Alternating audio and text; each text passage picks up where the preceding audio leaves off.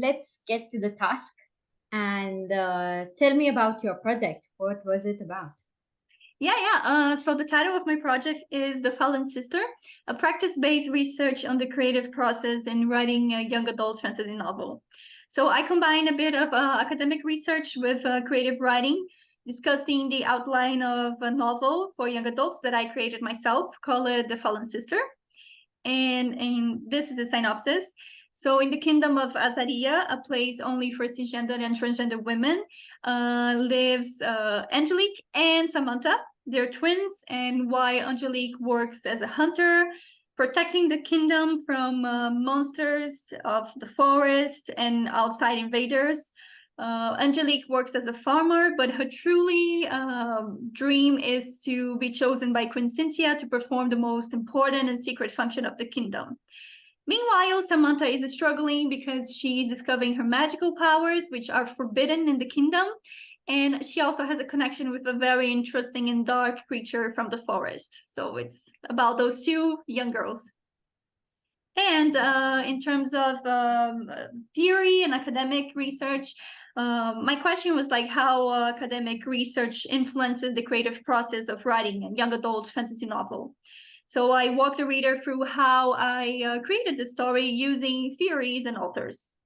The goal was also innovate the way academic research is done, not focusing too much on the theoretical aspect of it, but also following this recent movement or expanding academic research done through creative practice and practice-based research. And the hypothesis is the outline itself. It's build something that is academically relevant as well. Okay. So there's a lot of stuff that you've kept hanging, and I'm curious to know what happens in the story. So this reminds me of the next question. So what has been your motivation for writing this project and this thesis? So the motivation is the same as the relevance I feel in my thesis, because for myself, it's combining this creative writer path with my research path, because I do enjoy academic environment. So I wanted to like try to mix both. And it's also like for creative writers, it's also interesting. So like provides a path to them to be followed if they also want to do the same with their projects and go to academia. And also for academia, speaking of it, it's I feel like my project brings new perspectives, a new lens that you can analyze fantasy genre. How can you analyze young adult themes, especially the ones especially concerning sexuality and transgender representation? And also, how can you highlight multidisciplinary studies? So combining both. And the fourth one, hopefully the outline is gonna become a full and complete novel for young adults. And yeah, that's it. Okay, so it's a really interesting combination of academia and fantasy.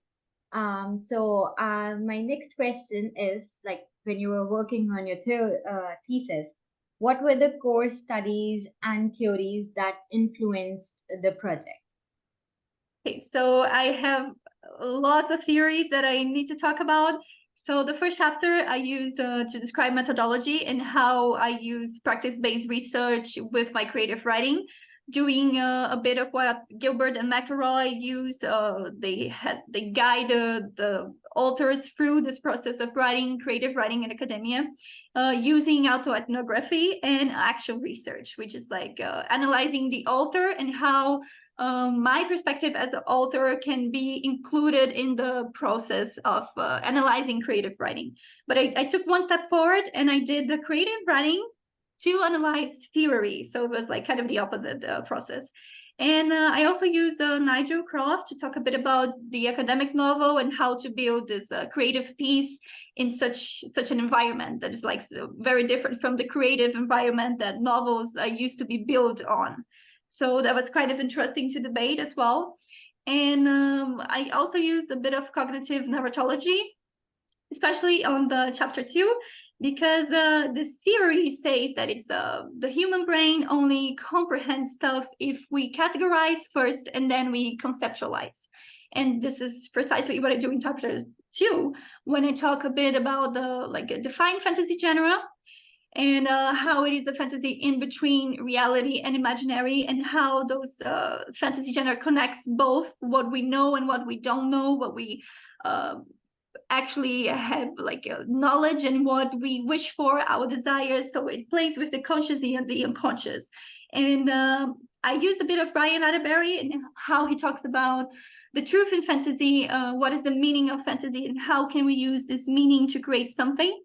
And I took again one step forward and creative my story, using the truths of fantasy and using also Fantasy Chronotope by Nikolaeva, which was very interesting because she discusses like the space and time of the fantasy genre and how it is connected to the creation of secondary worlds. And this is precisely what I did, creating a world from our reality, the reality that we know, and created like the kingdom of Azaria. And inside the kingdom, I created other different kingdoms. So it's like a secondary world inside a secondary world. And in terms of young adults, I chose to focus on my characters. And first, I focus on my protagonist, talking about girlhood sexuality, especially because Samantha and Angelique are a representation of Gothic protagonists, and how their desires and all of their actions are based and kind of projected into this figure of the monster, and how they actually fall in love with it, and how it's kind of all of those mystical things. For example, like Bella from Twilight, I discussed a bit of it, and especially with Sam, because she has these relationship with the creature of the forest. So I used it to talk a bit about the Gothic. And in terms of my transgender characters, I wanted to talk a bit more of how their narratives can go beyond their transition to a different body or to their real bodies.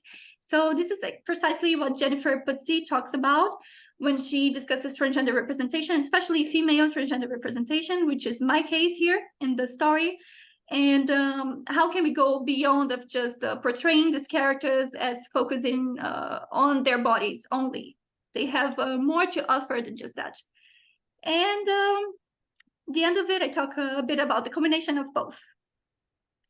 The third chapter, it's focused on the myth of my story, and how can I play with it? How can I play with the original and traditional hero's journey using female heroines? And this is precisely what Leah Phillips talks about. It's the mythopoetic fantasy and mythopoetic young adults, which is an imaginary world with a female protagonist for young girls, which is precisely what The Fallen Sister is about. That's a really interesting core studies chapter, and I've learned a lot from this presentation. I don't know, I will learn more from reading your thesis. So yeah, so moving on to the final question, which is like, what did you conclude with your thesis, and who do you think can benefit from it? So the benefits from it, I feel like I talked a bit about in the, I think like the third PowerPoint of teenagers and academic creative writers. And I also feel like the field itself of creative writing research can benefit from my thesis, because I demonstrate this mutual flow between academic research and how one can help the other. How can I use theories to explore and change ideas? How it gave me the security and the courage to change ideas and to approach certain topics and fill plot holes that only my imagination could fill. So also to expand the diversity and representation of my story, that was very important.